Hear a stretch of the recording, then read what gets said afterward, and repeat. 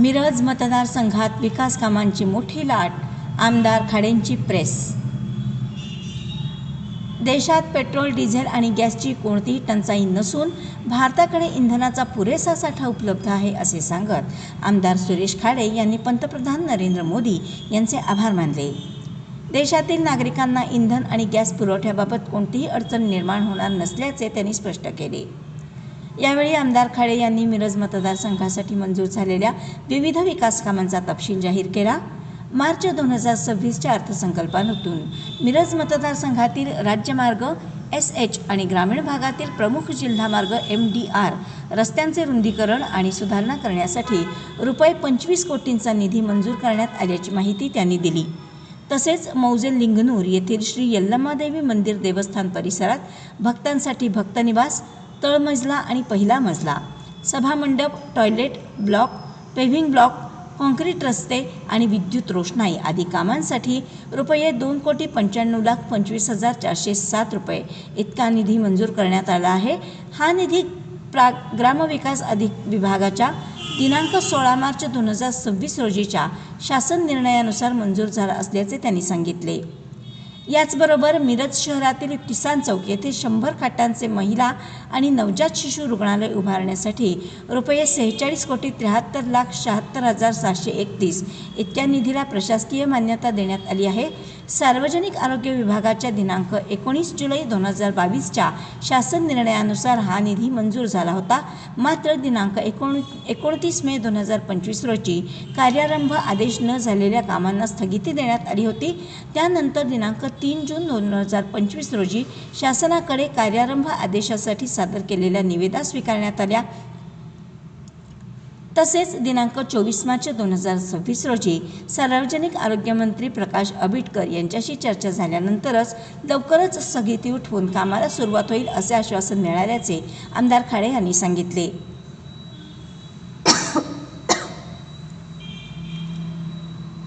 तसेच कृष्णा कोयना उपसा सिंचन प्रकल्पांतर्गत म्हैसाळ योजनेच्या आरग, बेडग, नरवाड आणि लक्ष्मीवाडी येथील वंचित क्षेत्र ओलिताखाली आणण्यासाठी रुपये 47 कोटींचा निधी मंजूर करण्यात आल्याचेही त्यांनी स्पष्ट केले।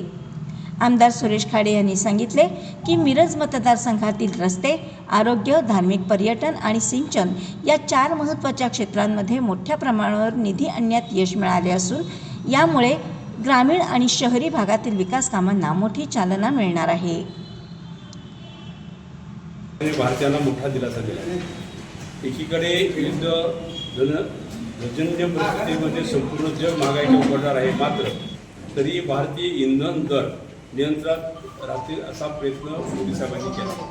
त्यामुळं आज आपल्या देशामध्ये किंवा आपल्या जिल्ह्यामध्ये जर बघितलं, आपल्या तालुक्यामध्ये जर बघितलं तर इंधनाचं गॅस असू द्या किंवा डिझेल पेट्रोल असू द्या हे अजूनही व्यवस्थित चाललेलं आहे। त्याबद्दल आपण मोदी सरकारला, मोदींना आपण धन्यवाद द्यायचे, बरोबर मान्य आहे ना। दर उतरले ना, महागाई वाढत होती, महागाई वाढणार, काय होणार, टंचाई होणार किंवा आणि काय राहणार, त्याला लॉकडाऊन होणार, हे होणार, हे विरोधकांनी उचललेल्या गोष्टी आहेत। पण आज प्रेझेंट जर बघितलं आपण तर आज प्रेझेंट आपले 10 रुपयांनी काय रुपयांनी दर आता उतरलेले आहे। त्यामुळं आणि कुठेही गॅसची आणि कुठेही डिझेल आणि पेट्रोलची कमतरता इथं नाही आहे, हे मी पहिलं टिकलो। कारण आपल्या तालुक्यात बघितलं, आपल्या जिल्ह्यात बघितलं, कुठेही लाईन नाही आहे, कुठे काही नाही, कुठे अगदी व्यवस्थित आलेलं आहे, सगळं व्यवस्थित आलेलं आहे। म्हणून आपण नरेंद्र मोदी साहेबांचं, पंतप्रधानांचं सगळ्यांच्या वतीनं मी मनपूर्वक त्यांचं अभिनंदन करतो, त्यांना मी धन्यवाद देतो। एक गोष्ट असते की आपण ज्या वेळेला अधिवेशन जातो ते कॉमेंट केलं की अधिवेशनाला गेल्यानंतर प्रेस प्रत्येक वेळी होत असते, भावनी पैसे आणले किती, त्या विषयात प्रत्येक वेळी प्रेस घेतो आपण। आणि प्रेस घेत असताना निश्चितच ते एक अट्रॅक्शन असतं की बाबा आता अधिवेशनमध्ये किती पैसे आणता येईल। आम्ही इथं जाताना ठरवतो अधिवेशनला की मी सांगितलं होतं की काही वर टंचाई असू द्या, काय परिस्थिती थोडीशी असू द्या, परिस्थिती सुधारलेली आहे। पाईपलाईनद्वारे भोसे लघु पाटबंधारे तलाव, जो भोसेचा तलाव आहे आपला, भोसे तलावातल्या भोसेच्या तलावाच्या खालच्या साईडला आपल्याकडं जवळजवळ त्या गावच्या सगळ्या स्कीम त्या गावच्या आहेत, पिण्याच्या पाण्याच्या स्कीम तिथं आहे। भोसे तलाव वाटला की पाण्याच्या स्कीम बंद पडतात, बंद पडले की गावाला पाणी मिळत नाही, त्यापासून गाव वंचित राहतं। त्यासाठी तिची मागणी होती की आमचा कायमस्वरूपी तलाव भरण्यासाठी ज्यावेळी म्हैसाळ टेंबू ताकारी चालू होईल त्यावेळी आमचा कायमस्वरूपी तलाव हा भरला पाहिजे। त्याच्यासाठी ती मागणी होती. तर त्यासाठी आपल्याला 13,93,87,000 रुपये मंजूर झाले आणि ती पाईपलाईन त्या आपल्या भोसे तलावात पाण्यासाठी येईल. त्यामुळे तिथल्या सगळ्या ग्रामस्थांचं पाण्याचा आणि तलाव भरल्यानंतर बाकी फ्लक्च्युएशन असेल, बाकी सगळ्या गोष्टींची सोय होईल. त्यासाठी आपल्याला 13,93,97,000 रुपये आपल्याला ती मंजूर झाली.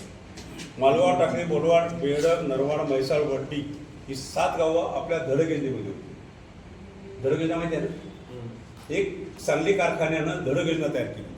ती 57 साली बंद पडली आणि ती बंद पडलेली योजना, त्यामुळं ज्या धडक योजनेमध्ये जी गावं, ही गावाचं वाचली नाही आता, मालगाव, टाकळी, बोलवाड, बेडग, नरवाड, म्हैसाळ, वड्डी ही गावं त्या म्हैसाळच्या कक्षेत आली नाही. ती धडक योजनेत आहेत म्हणून, आणि त्यामुळं इरिगेशनचं, आणि त्यामुळं ती गावं पाण्यापासून वंचित राहिली. आम्ही भरपूर प्रयत्न केले, कारखान्याच्या चेअरमनला विनंती केल्या, पत्र लिहिली, फोन केले, सगळे केले, पण त्यांनी या 15 वर्षामध्ये आम्हाला त्याची एनओसी मिळते. त्याला असते एनओसी कारखान्यात देणं जरूर असतं, पण कारखान्याची एनओसी तिने आपल्याला दिली नाही आहे. शेवटी मी कॅबिनेटमध्ये झाल्यानंतर हे कॅबिनेटमध्ये विषय मांडला आणि आम्ही सांगितलं कारखाना रिस्पॉन्स करत नाही, पण कॅबिनेट डिसिजन घ्यावी, शासनाने डिसिजन घ्यावी आणि आम्हाला कारख्यापासून मुक्तता मिळावी, आम्हाला म्हैसाळमध्ये ॲड करावे.